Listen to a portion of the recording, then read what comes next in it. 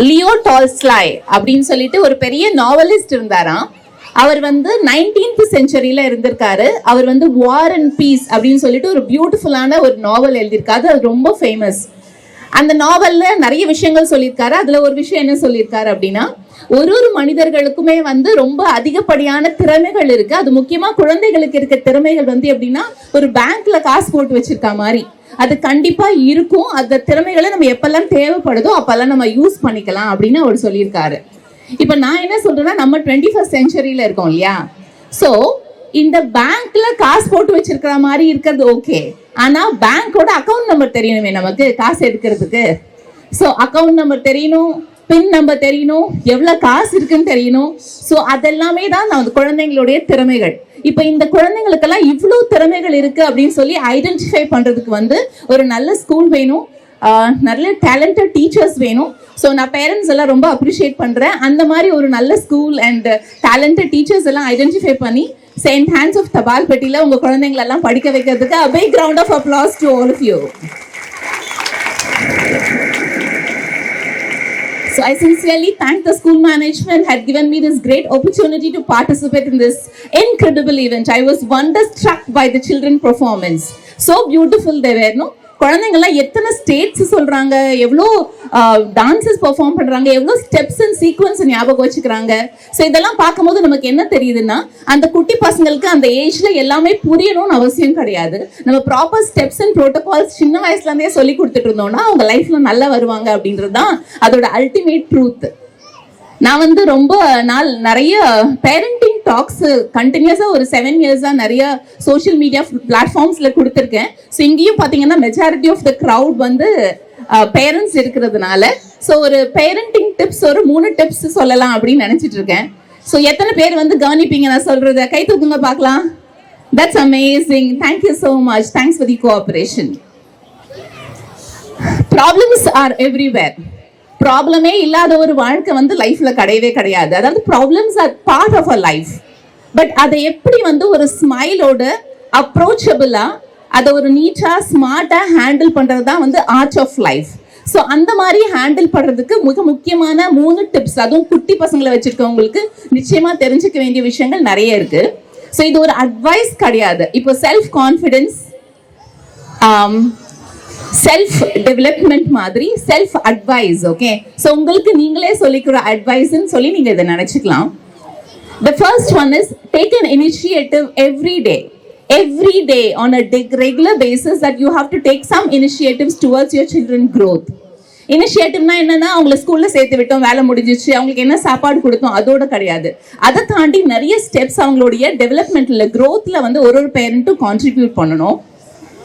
அதாவது குட்டி பசங்களுக்கு வந்து சில நேரங்கள்ல நம்ம பெரிய பெரிய டிசிஷன் எடுப்போம், ஜெயிண்ட் ஸ்டெப்ஸ் எடுப்போம், சில நேரத்துல சின்ன ஸ்டெப்ஸ் கூட எடுப்போம். சின்னதோ பெருசோ ஏதாவது ஒண்ணு இன்னைக்கு குழந்தைக்கு நம்ம பண்ணிருக்கோமா அப்படின்றத வந்து ஒரு நாள் நைட்டும் ஒரு பேரண்ட் கண்டிப்பா வந்து செல்ஃபா அனலைஸ் பண்ணி பார்க்கணும். அவங்க நல்ல விஷயங்களை லிசன் பண்றாங்களா, லிசனிங் நல்ல விஷயங்களை பேசுறாங்களா, மரியாதையா பேசுறாங்களா, நல்ல விஷயங்களை பேசுறாங்களா, listening, speaking, and are they able to read well, are they able to understand the concepts, are they able to write something better. So இந்த மாதிரி ஒரு நாளும் நீங்க வந்து அனலைஸ் பண்ணீங்கன்னா ரொம்ப நல்லது. அதாவது இப்போ நமக்கு அந்த ஸ்டோரி தெரியும்ல, நம்ம எல்லாருக்குமே அந்த ஆமையும் வந்து ராபிட்டும் ஒரு லைன்ல போயிட்டு இருந்தது. ஸோ ஆமை வந்து ரொம்ப மெல்லமா தான் போகும், ராபிட் வந்து ஃபாஸ்டா தான் போகும். ஆனா எண்ட் ஆஃப் த ஜேர்னில வந்து அந்த ஃபினிஷிங் லைனை மீட் பண்ணது வந்து ஆமை தான். ஸோ அதனால வந்து உங்க குழந்தை ஃபாஸ்டா இருக்காங்களா, ஸ்லோவா இருக்காங்களா, இவங்களால முடியுதா முடியலையா, அந்த ஸ்கிட்ல கூட ரொம்ப அழகா போட்டிருந்தாங்க, never compare your children அப்படின்னு சொல்லிட்டு. So don't compare your child, do whatever the best possible way so the child will definitely come up well. So சின்ன வயசுல இருந்தே இந்த ஸ்டெப்ஸ் எடுக்கிறத நீங்க வந்து ஒரு நாளும் ரெகுலரா வச்சுக்கணும். அதாவது physically, mentally and socially and emotionally also the child should be able to develop. நிறைய நேரங்களில் பார்க்குறேன் ஃபிசிக்கல் டெவலப்மெண்ட்க்கு வந்து நம்ம ரொம்ப அவ்வளோ இம்பார்ட்டன்ஸ் கொடுக்கறது கிடையாது. So child has to walk around and they have to definitely do lot of physical activities and mental activities are very important. அவங்க பிரெயின் வந்து எவ்வளோ ஷார்ப்பாக இருக்குது அதை பொறுத்து தான் வந்து அவங்களோட காக்னிட்டிவ் டெவலப்மெண்ட் இருக்கு. அதாவது இப்போ கண்ணு எல்லாருக்குமே நல்லா தான் தெரியும், ஆனா இப்போ ஒரு டீச்சருக்கு தான் வந்து இந்த கான்செப்ட்ல இந்த இடத்துல எரர் இருக்கு அப்படின்னு கண்டுபிடிக்க முடியும். ஸோ உங்களுக்கும் தான் அது தெரியும், பட் அந்த teacher is able to identify. That's because the mental sharpness. So the same sharpness As a parent, you have to develop in your children. And then you have to emotionally make them better. நிறைய parents வந்து சொல்லி கேள்விப்பட்டிருக்கேன், என் குழந்தை ரொம்ப ஷையா இருப்பா ma'am, பேசவே மாட்டா, வெளியிலே வர மாட்டா, எல்லாத்துக்கும் அடம் பிடிப்பா, எல்லாத்துக்கும் இப்படி பண்றாங்க, நல்லாவே சாப்பிட மாட்டேங்கிறாங்க. எதெல்லாம் அவங்களுக்கு பண்ண வேணாமோ, எதெல்லாம் அவங்க லைஃப்க்கு தேவையே இல்லையோ, அந்த குவாலிட்டிஸை நீங்க தொடர்ந்து ஸ்ட்ரெஸ் பண்ணாம அதை கொஞ்சம் இக்னோர் பண்ணி லைட்டா நீங்க வந்து நல்ல விஷயங்கள் எது நீங்க அந்த குழந்தைகிட்ட எதிர்பார்க்குறீங்களோ அதை நீங்க பேசுனீங்கன்னு சொன்னா அவங்களோட டெவலப்மெண்ட் வந்து ரொம்ப நல்லா இருக்கும். நான் ஒரு கொஞ்சம் வருஷத்துக்கு முன்னாடி ஒரு மென்டர் கிட்ட ஆன்லைன் கிளாஸஸ் அட்டென்ட் பண்ணிட்டு இருந்தேன். ஸோ அவர்கிட்ட 1-to-1 செஷன் பேசிட்டு இருக்கும் போது ஒரு நாள் அவர் சொன்னார், இஸ் அன் இன்டர்நேஷனல் கோச். நான் சொன்னேன், sir I think I'm bit slower than the normal. நான் இன்னும் கொஞ்சம் முன்னாடி ஒரு 10 இயர்ஸ்க்கு முன்னாடியே வந்து இந்த லெவல் நான் அச்சீவ் பண்ணியிருக்கலாம் அப்படின்னு சொல்லி நான் ரொம்ப வருத்தப்பட்டேன். அவர் என்கிட்ட கேட்டாரு, நீங்க எப்படி டிராவல் பண்ணுவீங்க அப்படின்னு கேட்டாரு. I usually go by car because now since we have a publications like நாங்க நிறைய travel பண்ணணும், so we usually every day morning ஒரு நாளைக்கு ஒரு இடம் கார், ஒரு நாள் ட்ரெயின், ஒரு நாள் வேற மோட்ஸ் ஆஃப் டிரான்ஸ்போர்ட். அப்ப நீங்க ரோட்ல பார்க்கும்போது என்ன பாப்பீங்க மேம் அப்படின்னு கேட்பாரு. எனக்கு முன்னாடி நிறைய கார் போகும், எனக்கு பின்னாடி நிறைய கார் போகும், அதுதான் லைஃப் அப்படின்னு சொல்லி அவர் சொன்னார். எனக்கு அது மறக்க முடியாத ஒரு எக்ஸாம்பிளா இருந்தது. ஸோ உங்க குழந்தைங்களோட க்ரோத், அவங்களோட டேலண்ட் எல்லாமே வந்து சில நேரங்கள்ல முன்னாடி இருக்கவங்களை விட பின்தங்கி இருக்க மாதிரி இருக்கும், சில நேரங்கள்ல பின்னாடி இருக்கவங்களை விட முன்னாடி ஃபாஸ்டா போற மாதிரி இருக்கும். however it is, but you should be able to concentrate on your child's growth. That's something very important. And by doing this, உங்களோட குழந்தையோட அந்த growth வந்து சிஸ்டர் சொன்ன மாதிரி அந்த குக்கூன்ல இருந்து அந்த பட்டர்ஃப்ளை வரது ரொம்ப பியூட்டிஃபுல்லா ஒரு நாள் நிச்சயமா நீங்க பார்க்க முடியும். ஸோ அதனால take initiatives, okay, on a daily basis. And then second important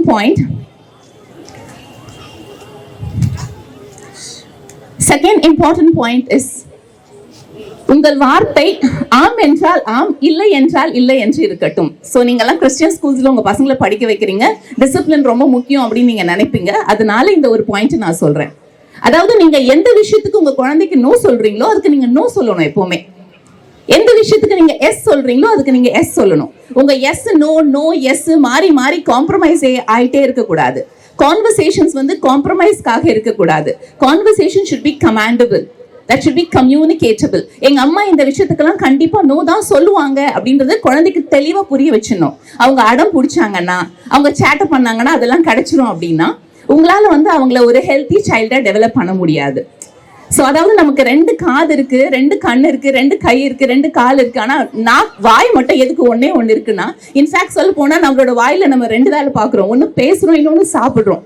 In spite of doing 2 different activities, God has given us only one mouth because அதை ஹேண்டிலே பண்ண முடியாது. அந்த அளவுக்கு வந்து ரொம்ப, அதாவது நல்லதும் தீயதும் உங்களோட நாக்குல தான் வருதுன்னு சொல்லி பைபிள்ல தெளிவா சொல்றாங்க. அதனால நீங்க பேசுற வார்த்தைகள்ல ரொம்ப கவனம் தேவை, முக்கியமா குழந்தைங்க. ஸோ குழந்தைங்க வந்து பார்க்காத மாதிரி கவனிக்காத மாதிரி தான் இருக்கும், ஆனா எல்லாத்தையும் அவங்க நோட் பண்ணுவாங்க. And third important point for the parents to understand is you have to concentrate on the fine motor skills and then the gross motor skills of the child. ஒரு குழந்தைய ஸ்கூல்ல சேர்த்தோம் நம்ம வேலை முடிஞ்சிச்சு அப்படின்னு இல்லாம அவங்க வந்து ஓடுறாங்களா, ஆடுறாங்களா, நடக்கிறாங்களா, அவங்க ரொம்ப பிசிக்கல் ஆக்டிவிட்டீஸ்ல ஃபிட்டா இருக்காங்களா, ஹெல்த் இல்லாம ஒண்ணுமே பண்ண முடியாது. ஃபைன் மோட்டார் ஸ்கில்ஸ்னா இதை ஃபிங்கர்ஸ் வச்சு செய்யற சின்ன ஆக்டிவிட்டிஸ் எல்லாம் பண்றாங்களா, இல்ல எப்பவுமே மொபைல் போன்ஸ்ல இருக்காங்களா, உட்கார்ந்த இடத்துலயே உட்காந்துட்டு இருக்கான், சொன்னா கேட்கவே மாட்டேங்கிறா. நீங்க சொன்னா கேட்கலன்னா உங்ககிட்ட அத்தாரிட்டி இல்லைன்னு அர்த்தம். ஸோ அத்தாரிட்டியை டெவலப் பண்றதுக்கு நீங்க ஒர்க் ஹார்ட் பண்ணீங்கன்னா நிச்சயமா உங்க குழந்தை நீங்க சொல்றத கேட்பாங்க. So these 3 important points are very important for the healthy parenting. And I could see a lot of teachers here, very talented and smart teachers. I would like to address one single point for the teachers. There was an interview conducted by a principal in the school. 2 teachers from a different school, from the same school that they had attended the interview. The first teacher came in, the principal started asking question, what would you say about the previous school? The teacher started saying, oh, it was boring, very difficult, unable to handle. Parents are coming from different background. Their socio-economical background is very low. They are completely dependent on the teachers. And children are not able to cope up the syllabus. And they are not so disciplined. So like that, she was continuously complaining for a long time. The principal was listening to the story. She was listening to whatever that the concerned teacher was saying. And after some time, the second teacher came in. And the principal put forth the same question to the second teacher. and asked, "Can you say something about your previous school and experience?" Oh, lovely. It was so beautiful. What a wonderful principal I had, and everything was so good. Children are coming from a different background, and everybody is different, and their needs are different, and they are so brilliant. They could understand concepts, and they are dependent on us, yet that I enjoy the journey. So like that, she continuously started speaking all positive about the school. So same school, same background, same children, but one teacher's perspective was different, the other teacher perspective was different. So fortunately, the teachers here are all talented and smart. The way that the children are performed made us understand what an incredible amount of effort has been taken by the teachers. I sincerely appreciate them. The school is blessed with lovely teachers.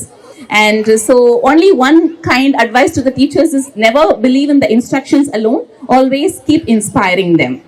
And there are a lot of little ones here. நான் சொல்றது அவங்களுக்கு புரியுமான்னு கூட தெரியல. ஒரே ஒரு குட்டி story சொல்லிட்டு என்னோட டாக்கை நான் முடிச்சிடுறேன். ஒரு ஊர்ல வந்து காக்காக்கும் ஒரு ஊர்ல வந்து ஒரு காடு இருந்துச்சான். சரியா? அந்த காட்டுல வந்து நிறைய அனிமல்ஸ் இருந்துச்சான். அங்க ஒரே ஒரு கிளி ஒண்ணு இருந்துச்சான். அந்த கிளிக்கு கல்யாணம் பண்ணி வைக்கிறதுக்காக ஒரு சுயம்வரம் நடந்துச்சான். சுயம்வரம்னா என்னன்னா, யாராவது காம்படிஷன்ல வின் பண்ணி அவங்க வந்து அந்த கிளியை கல்யாணம் பண்ணிக்கலாம். ஸோ நிறைய பேர்ட்ஸ் பார்ட்டிசிபேட் பண்ணாங்களாம், நிறைய பேர்ட்ஸ் பார்ட்டிசிபேட் பண்ணாங்களாம். அதுல ஒரு காக்கா மட்டும் வின் பண்ணிருச்சான். ஸோ அந்த கிளிக்கு ரொம்ப பிடிச்சிருச்சான் காக்காவை. காக்காக்கும் கிளியை ரொம்ப பிடிச்சிருச்சான். கல்யாண ஏற்பாடுகள்லாம் நல்லா பண்ணிட்டாங்களாம். ஸோ கல்யாணம் நடக்கிறதுக்கு ஒரு 5 minutes முன்னாடி ஒரு போலீஸ் ஆபீசர் வந்து சொன்னாராம், கல்யாணத்தை நிறுத்துங்க அப்படின்னு சொன்னாராம். கிளிக்கு ரொம்ப துக்கம் ஆயிடுச்சு. அழுது தேம்பி அழுவுது. ஏன் கல்யாணத்தை நிறுத்துவீங்க? எனக்கு வந்து ரொம்ப காக்கா பிடிச்சிருக்கு. காக்காவை ரொம்ப கஷ்டப்படுச்சு.